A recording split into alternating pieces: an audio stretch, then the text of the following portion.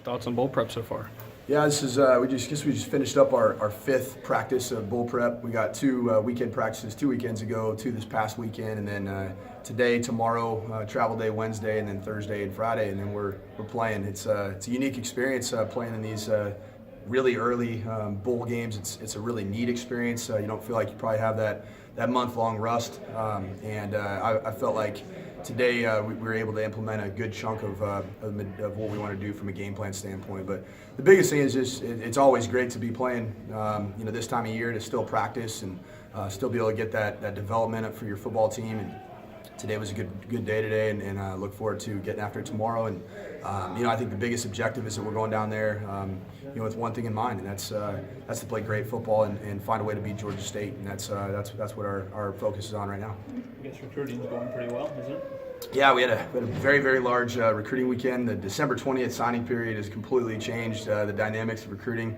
I think I myself did somewhere between 20 and 22 home visits over 7 days, and I believe it was in 7 states. So got a lot of work in there, and then it was great because we were able to come right back and do recruiting weekends and do that in conjunction with bowl practice. And that's a great thing in recruiting, is when why this game's so important for us is you want to be able to host December official visit weekends and have your team around practicing for a bowl game. And the players that we had on campus really enjoyed watching our players compete and fly around, and we had some pretty spirited practices this past weekend. How have you all balanced preparing for a bowl game and doing everything with the current team, while also trying to hustle and get everything ready for this early signing? Yeah, I think it's been a complete hair on fire type of time of all of our lives as coaches, and the players too. I mean, you think about the players that balanced finals and getting ready to play a bowl game and trying to uphold the tradition of winning postseason games, which would be the 4th year if we're able to achieve the mission. And I think the biggest thing is just that there's no rest for the weary this time of year. It's a dead sprint until December 21st, really,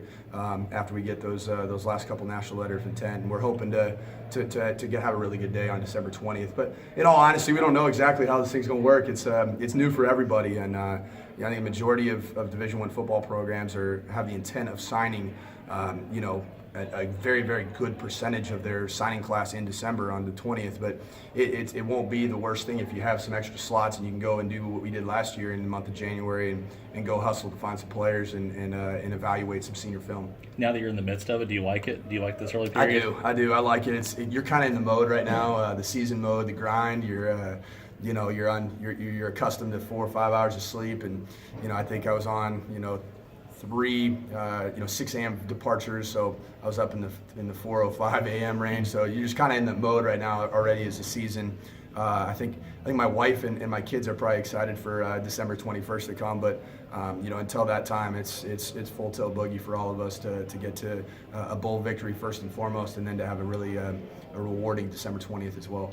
What's your thought process as the offseason moves on between assistants coming and going? That's just part of the business, right? It is, yeah, and I think it's so far, we've been fortunate. We've been we haven't been susceptible to any of the movement that's happening across the landscape of college football. But I do think we have some great coaches on the staff that are going to be targeted, in December, January, February, March. You never know when it could be. So, as a head coach, you always have a plan, and everybody's always, we're all in a perpetual state of evaluation, and that I'm always evaluating our program. I'm evaluating myself first and foremost in ways I can improve, and I think a bowl game is really important for us to get a great evaluation of how prepared our players are at each position to go out there and get a victory.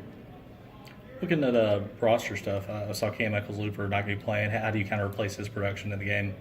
Yeah, it was Cam Eccles-Looper had come into with a little bit of kind of a dinged up back, and really he was a warrior this year. He played through a lot of it. There was a couple games where he was sidelined due to it, and so it was time for him to make sure that he got the appropriate measures to get that back completely fixed up, so he can go into this next stage of his life as hopefully as an NFL player. And I think he's merited that opportunity to have a chance to get into that world. So, but yeah, it's hard to replace him. But I think the production we've gotten out of Lucky Jackson and Quinn Jernigan, obviously Nakarius Fant's been very, very, very good this year.